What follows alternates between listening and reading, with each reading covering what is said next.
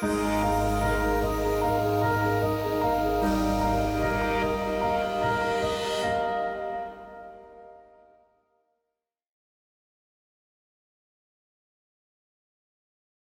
relationship to nature was always very close.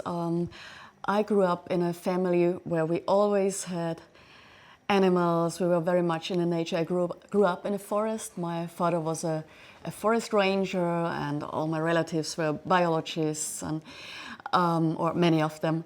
So I grew up with fawns and hawks and all sort of animals. And one time I was so fascinated by a nature documentary about beetles, so I collected a whole bucket of potato beetles and I brought it into my room, and I was very enthusiastic. My mother was not so much when she found out. So that was my beginning of my professional relationship to nature, observing animals. The moment when I really had this strong feeling I want to make a profession, a job, was actually when I just finished my studies. I studied law and journalism, but I always wanted to be somehow involved with nature. And the moment when I found out I wanted to work with nature as my main profession was after my studies, when I was on a holiday and I was diving and I was observing a great white shark, and it was not very far away from me.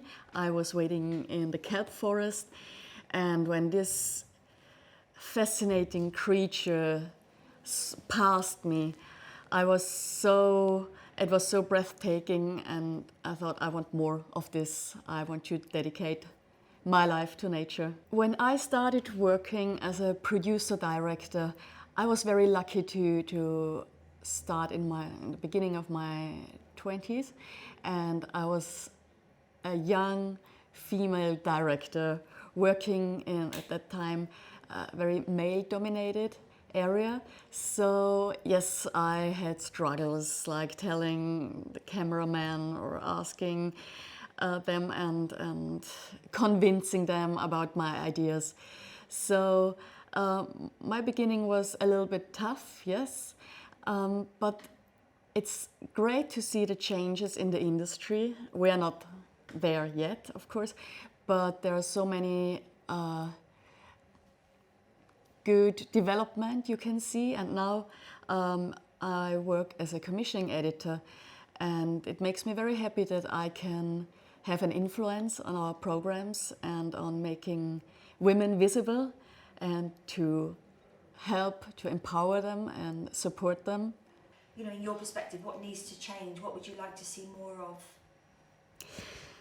When I started to work in the industry, and especially now as a commissioning editor, I realized that there's lack of diversity. So, for example, when it comes to narration or when it comes to experts on screen, I found out that it's very often male-dominated also, and male experts explaining us. So I really would like, and we made a huge progress to have equality in our programs, like the people who are talking to the audience, who we ask in interviews. So we made a huge progress alone in the last couple of years, when the percentage of narrators, for example, we started with 6% and now we are almost 50-50. So that's a huge progress. And I think that's also necessary, because a product which is made for all of us, for men and women, should be done by men and women, and it's not for as a favor for women to support them, but it's for the product, because it just gets better. I think it's not always the huge things which are very obvious when it comes to gender equality, but we should, in the media, we should start with all the subtle things, like how we talk, how we write about gender. For example, if you watch the coverage in the media and they are talking about achievements, and very often you can sense there is a difference in how men and how women are introduced. Like with athletes, it's when it's a man, then he is a top performer, he's successful, and the woman, she is nice and popular and pretty. So those are the differences we can set our focus on and raise awareness.